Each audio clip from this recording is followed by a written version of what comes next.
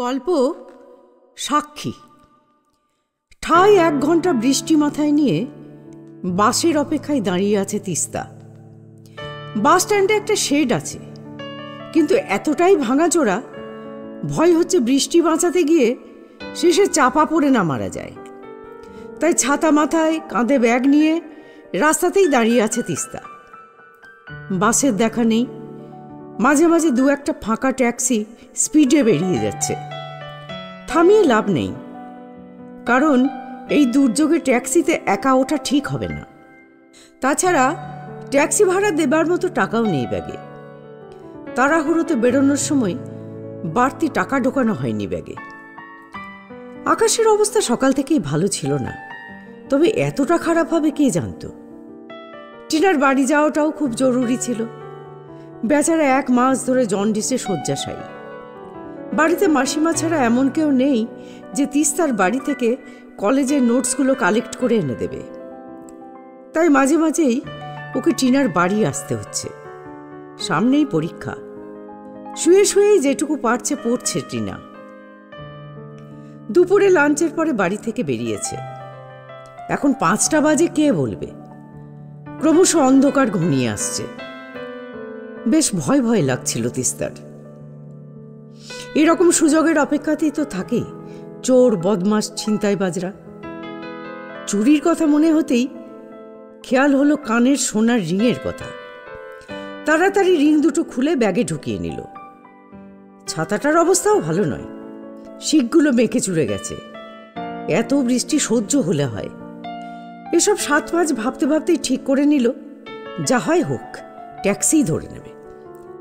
তাছাড়া বাড়িতে গিয়ে ভাড়া দিলেই তো চলবে। নিজের বোকামিতে নিজের ওপরে খুব বিরক্ত হলো তিস্তা। এই ভাবনাটা আগে মাথায় এলে কখন বাড়ি পৌঁছে যেত। হঠাৎ খেয়াল হলো আপাদমস্তক ওয়াটারপ্রুফ পরা একটা লোক তার পাশে এসে দাঁড়িয়েছে। বুকটা ধক করে উঠল। না তাকেই বুঝতে পারছিল লোকটা তাকে বারে বারে ঘুরে ঘুরে দেখছে। কিছুক্ষণ পরে জিজ্ঞেস করলো, আচ্ছা, আপনি কি তিস্তা, মানে চূর্ণির বোন? তিস্তা চমকে উঠল। তারপরে বলল, আপনি আপনি কি করে? লোকটা বলল, হ্যাঁ, না, আমি শিওর ছিলাম না, তবে তোমার কথায় বুঝতে পারছি ঠিকই চিনেছি। আমি তোমার দিদির ইউনিভার্সিটির বন্ধু। তুমি অনেকটা ছোট ছিলে, তোমার আমাকে মনে থাকার কথা নয়। আমিও খুব বেশি তোমাকে দেখিনি। তোমাদের 2 বোনের চেহারায় এত মিল, হয়তো সেই জন্যেই। যাগ্গে সে কথা। তুমি এখানে কোথায় এসেছিলে? বলতে না চাইলে বলো না, এমনিই জানতে চাইছিলাম। তিস্তা অনেকটা ধাতস্থ হয়েছে এতক্ষণে। বলল, আমি জরুরি কাজে আমার এক কলেজের বন্ধুর বাড়িতে এসেছিলাম। অনেকক্ষণ বাসের জন্য অপেক্ষা করছি। লোকটা বলল, আজ বাস পাওয়া মুশকিল আছে। 2-1টা এলেও এত ভিড় হবে, উঠতে পারবে না। বাড়ি যাবে তো? চলো একটা ট্যাক্সি ধরে নিই। তোমাকে বাড়িতে নামিয়ে আমি চলে যাব। আমিও ওদিকেই যাচ্ছি একটা জরুরি কাজে। দ্বিধায় পড়ে গেল তিস্তা। তারপরে ভাগ্যের হাতে নিজের ভবিষ্যৎ ছেড়ে দিয়ে ভদ্রলোকের প্রস্তাবে রাজি হয়ে গেল। মিনিট 10 পরে একটা ট্যাক্সিও পেয়ে গেল। ট্যাক্সিতে উঠে একথা সে কথা হতে হতে জিজ্ঞেস করল, চূর্ণির কি খবর? আমি এখানে ছিলাম না তো, বাইরে ছিলাম, সেই জন্য বন্ধুদের কারোর খবর জানি না। ইচ্ছা আছে সবার সঙ্গে যোগাযোগ করে পুরনো বন্ধুত্ব ঝালিয়ে নেব। তিস্তা বলল, এ দিদি তো ব্যাংকে চাকরি করছে। আচ্ছা, আপনার নামটা আমার জানা হয়নি, দিদিকে বাড়ি গিয়ে বলবো তো? ভদ্রলোক হেসে বলল, নামটা আপাতত সারপ্রাইজই থাক, তোমাকে নামানোর ঠিক আগেই বলে দেব। একটু অবাক হলেও তিস্তা কিছু বলল না। খুব জমাটি মানুষ। রাস্তায় জল, প্রচণ্ড জ্যাম, এসব ঠেলতে ঠেলতে ধীর গতিতে ট্যাক্সি চলছে। অন্য সময় খুব বিরক্ত লাগে, কিন্তু ভদ্রলোকের সঙ্গে গল্প করতে করতে কিভাবে যেন পৌঁছে গেল টেরই পেল না তিস্তা। বাড়ির কাছাকাছি এসে তিস্তা বলল, এবার কিন্তু আমি নামবো। জানি জানি, আমার মনে আছে তোমাদের বাড়ির ঠিকানা। বাই দ্য বাই, জানা হলো না তোমার দিদি কোন ব্যাংকে কোন ব্রাঞ্চে আছে? তিস্তা বলে দিল। ভদ্রলোক বলল, এবার আমার নামটা বলতে হবে, মনে আছে আমার।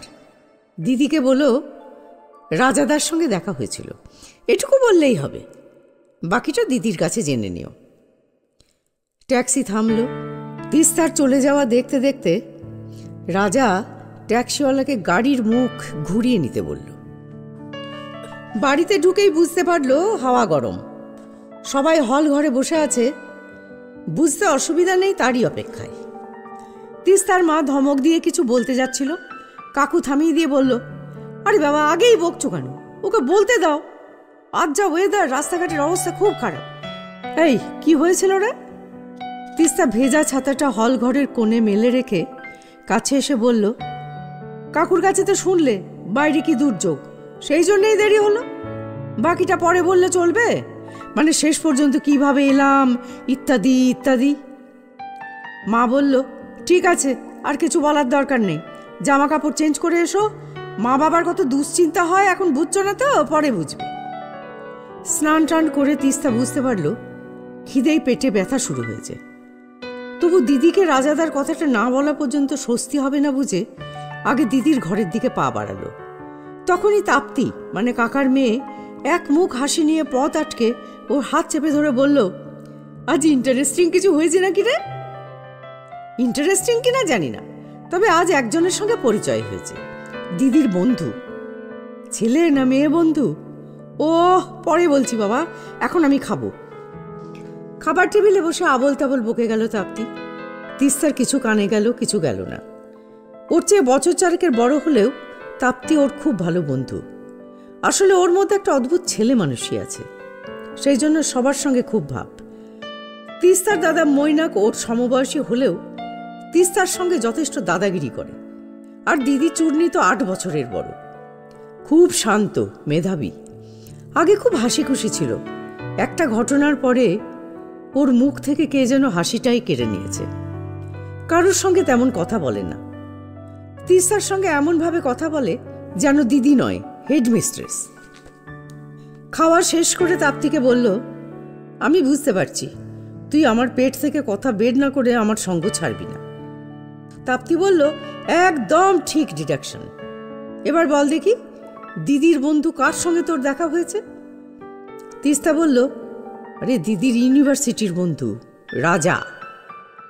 তাপ্তির মুখটা কেমন যেন বিবর্ণ হয়ে গেল। সামলে নিয়ে বলল, রাজা তুই চিনিস? চিনি না, তবে খুব নাম শুনেছি। কেন, খুব নাম শোনার কি আছে? আমি তো শুনেছি বলে মনে করতে পারছি না। সে অনেক ঘটনা। দিদির জীবনে যে ডিজাস্টারটা হয়েছিল, যার পর থেকে দিদি চেনা জগৎ থেকে নিজেকে সরিয়ে নিয়েছে, সেটা ওই রাজার সঙ্গেই রিলেটেড। তোর মনে থাকার কথা নয়, তুই তখন অনেকটা ছোট। আমারও আবছা মনে ছিল, কিন্তু কিছুদিন আগে মায়ের কাছে পুরোটা শুনেছি। কাউকে বলতে মানা করে দিয়েছে মা, ওই জন্য তোকে আর কিছু বলিনি। হতভম্ব তিস্তা বলল, আমাকে বলবি প্লিজ? আমি কাউকে বলবো না, আমার জানা দরকার। বলছি, তার আগে তুই বল কিভাবে আলাপ হলো। তিস্তার কাছে সবিস্তারে সবটা শুনে তাপ্তি বলল, ছেলেটার জন্য খুব খারাপ লাগছে রে তিস্তা। ভালোবাসার দাম এভাবে চুকাতে হবে তা কি ও জানতো? তিস্তা বলল, দিদির সঙ্গে অ্যাফেয়ার ছিল, গভীর প্রেম। রাজা চৌধুরী কিন্তু মুসলিম পরিবারের ছেলে। ছোট বয়সে মা মারা গেছিল বলে মামার বাড়িতে মানুষ। মামাদের ব্রিটিশ আমল থেকে নিউ মার্কেটে বড় দোকান। ওর বাবা বিদেশে থাকে। বিয়েটা করেছে কিনা জানি না, খুব ভালো ক্যারিয়ার রাজাদার। ইকোনমিক্সে এমএসসিতে ফার্স্ট ক্লাস ফার্স্ট হয়েছিল। দিদির 1 বছরের সিনিয়র ছিল। দিদির ফাইনাল ইয়ারের লাস্ট ক্লাসের দিন দিদি ওর সঙ্গে কোনো পার্কে দেখা করতে গেছিল। রাজা বলেছিল দিদির জন্য কোনো সারপ্রাইজ আছে, দেখা হলে জানাবে। দিদি পার্কে রাজার জন্য অপেক্ষা করছিল। তখন দলবল নিয়ে গুন্ডা টাইপ একটা ছেলে দিদিকে বিরক্ত করা শুরু করে। দিদি পালানোর চেষ্টা করতে ছেলেটা ওর হাত চেপে ধরে। হঠাৎ রাজাদা ওখানে পৌঁছে 2 ঘুষি মেরে ছেলেটার হাত থেকে দিদিকে ছাড়িয়ে নিয়ে পালানোর চেষ্টা করে। ওর দলে ছেলেরা পথ আটকায়, মারপিট শুরু হয়ে যায়। কিভাবে খবর পেয়ে ওখানে পুলিশ পৌঁছে যায়। ওখান থেকে সবাইকে গাড়িতে তুলে থানায় নিয়ে যায়, দিদিকেও নিয়ে যায়। দিদি পরপর যা যা ঘটেছে থানায় স্টেটমেন্ট দেয়। বাড়ি থেকে জেঠু আর বাবা থানায় গিয়ে দিদিকে নিয়ে আসে। সেই গুন্ডা ছেলেটার কি হয়েছিল? হসপিটালে ভর্তি করা হয়েছিল। রাজাদার ঘুষিতে প্রচুর রক্ত বেরিয়েছিল নাক দিয়ে। তারপর দিদিকে বাড়ি নিয়ে আসে জেঠুরা। বন্ধ ঘরে শুরু হয় জেরা। সে কি ভয়ঙ্কর চেহারা দেখেছিলাম জেঠুর। পারলে মেরেই ফেলে দিদিকে। গুন্ডা ছেলেটার বাবা দাপুটে রাজনৈতিক নেতা, সুতরাং যা হবার ছিল তাই হলো। মিথ্যে কেসে ফাঁসানো হলো রাজাদাকে। রাজাদার মামারা অনেক চেষ্টা করেও কিছু করতে পারল না। খবর পেয়ে রাজাদার বাবা এসেছিল লন্ডন থেকে। আমাদের বাড়িতেও এসেছিল ওরা। বলেছিল দিদি একমাত্র পারে ওদের ছেলেকে বাঁচাতে। ওর সাক্ষ্যটাই সবচেয়ে গুরুত্বপূর্ণ ছিল। দিদিও তাই চেয়েছিল, কিন্তু জেঠু বলেছিল, তুই কি চাস আমার সরকারি চাকরিটা চলে যাক? একটা মুসলমান ছেলেকে বাঁচাতে গিয়ে আমার মান সম্মান লাটে উঠুক? দিদি বলেছিল, এসব কি বলছো তুমি বাবা? ছোটবেলা থেকে শিখিয়েছ অন্যায়ের সঙ্গে আপোষ করতে নেই, মিথ্যে কথা মহাপাপ, আর আজ বলছো সেসব কাজগুলোই করতে? যে ছেলেটা আমার সম্মান বাঁচানোর জন্য আজ লক আপে বসে আছে, নিজের ব্রাইট ক্যারিয়ার ছেড়ে দিয়ে, আমার সত্যি কথা যদি তাকে মিথ্যা কেস থেকে বেরোতে সাহায্য করে, সেটা আমি করব না? জেঠু বলল, গুন্ডাটার বাবা সমানে শাসিয়ে চলেছে আমাদের বংশ ধ্বংস করে দেবে। তার আমি কি করব? আমাদের কি দোষ, কি অপরাধ বলো? ওর হাতে মরার চেয়ে সবাই মিলে বিষ খেয়ে আত্মহত্যা করা কি ভালো নয়? তুমি থানায় গিয়ে বয়ান না বদলালে আমাদের এটাই ভবিষ্যৎ। ডিসিশন তোমার হাতে। দিদি নাকি চুপচাপ বসেছিল মৃত মানুষের মতো। খিদে, তেষ্টা, টয়লেট সব ভুলে গেছিল। মানসিক অত্যাচার এমন চরমে উঠেছিল, দিদি বাধ্য হয়ে বদলানো বয়ানে সাইন করে এসেছিল।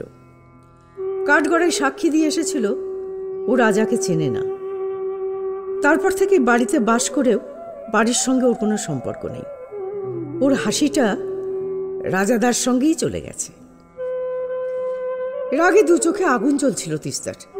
ছি ছি, আমার বাবা মা এত খারাপ, আমি হলে কি করতাম? তাপ্তি বলল, দিদির খুব মনের জোর রে তিস্তা। মনের ওই অবস্থা নিয়ে এমএসসি ফাইনাল দিল, ব্যাংকের পরীক্ষায় বসলো, দারুণ রেজাল্ট করলো।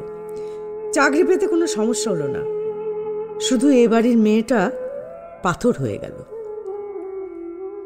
আর রাজাদার কি হলো? রাজাদার সারপ্রাইজটা কি ছিল জানিস? রাজাদা আইএএস এ কোয়ালিফাই করেছে, সেটা দিদিকে জানাতে এসেছিল।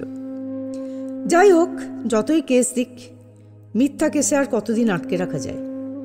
2 মাস জেলে ছিল, তারপরে নাকি বাবার সঙ্গে লন্ডনে চলে যায়।